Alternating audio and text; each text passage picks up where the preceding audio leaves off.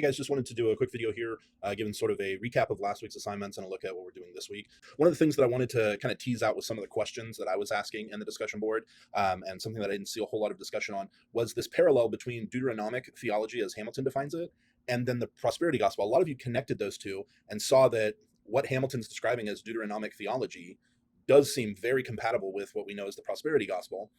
There's a decision you have to make there.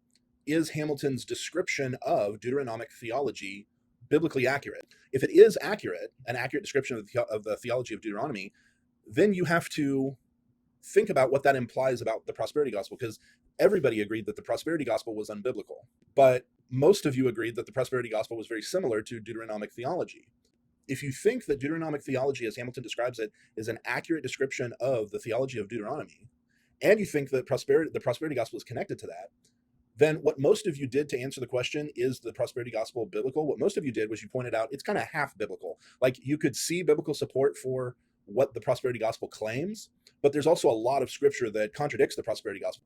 Well, the problem is, if you don't distinguish, if you don't give a good distinction between the prosperity gospel and Deuteronomic theology, then all of those verses that you use to contradict the prosperity gospel actually just end up contradicting Deuteronomic theology. And so what I was hoping to kind of pull out a little bit in the discussion, well, I saw a couple people get close to this, mentioning that the Deuteronomic covenant, and so the theology of Deuteronomy, was given to a very specific people at a very specific time.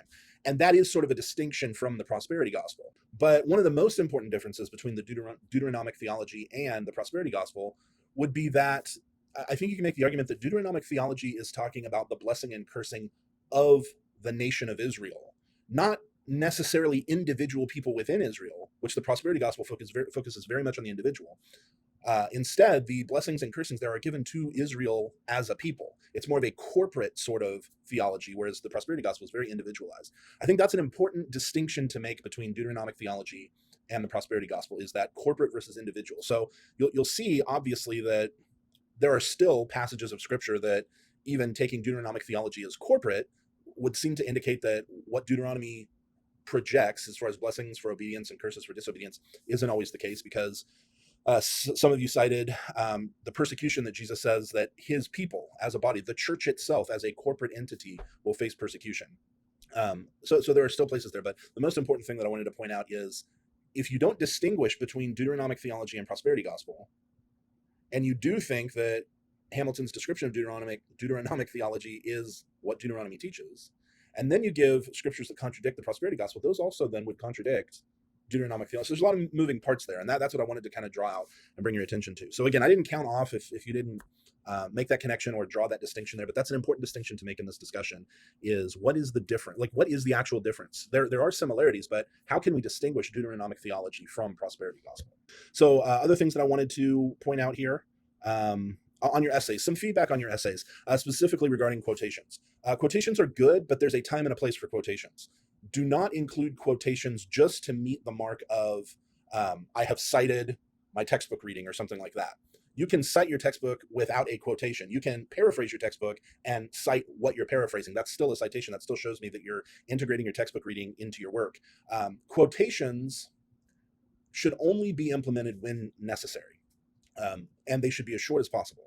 A couple reasons why quotations need to be as short as possible is, one, they're more effective that way. If you've got a long quotation, your reader might get lost a little bit in what is it specifically that you're trying to draw their attention to. So this is the recommendation I would give you. Summarize arguments. Do not quote arguments, particularly extended arguments. If you're citing more than a sentence, really think about whether, or I'm sorry, if you're quoting more than a sentence, really think about whether this quotation is necessary. So I would suggest that arguments you summarize. Evidence, I would paraphrase. Okay, so summarize arguments, paraphrase evidence. You don't need to put a quote in there of Hamilton stating facts if they're facts, because then the only reason for citing Hamilton would be, well, he's my source for these facts. Well, okay, but then you paraphrase the facts. You don't quote the facts. When it comes to quotations, really the time to use a quotation is when the precise wording of the quotation is important for its inclusion. If it's more effective, not if it's easier, not if it's more effective to use the precise wording of the author, then I would say you can quote it. And I try to give some examples on your essays of this is a place where quotation is appropriate. These are places where quotation isn't necessary. You can just paraphrase or summarize here. One final thing that I want to say about quotations, you should almost always, and I only say almost always because I'm sure there are some times, but these are relatively rare. You should almost always introduce your quotation. Don't just have a sentence and then the next sentence is a quotation and then the next sentence is more argumentation. You need to explain to your reader, or at least indicate to your reader, why you're putting this quotation in there. I mean, this isn't your sentence, so why are you including it? That could be as simple as, most people say something like, as Hamilton states, or as Hamilton argues. So I wouldn't quote facts. Facts can be paraphrased, facts can be summarized, and then you can cite that you can cite the source of those facts. But I would not quote facts, a list of facts. That's just not, it's not necessary to quote them. Hopefully that makes sense.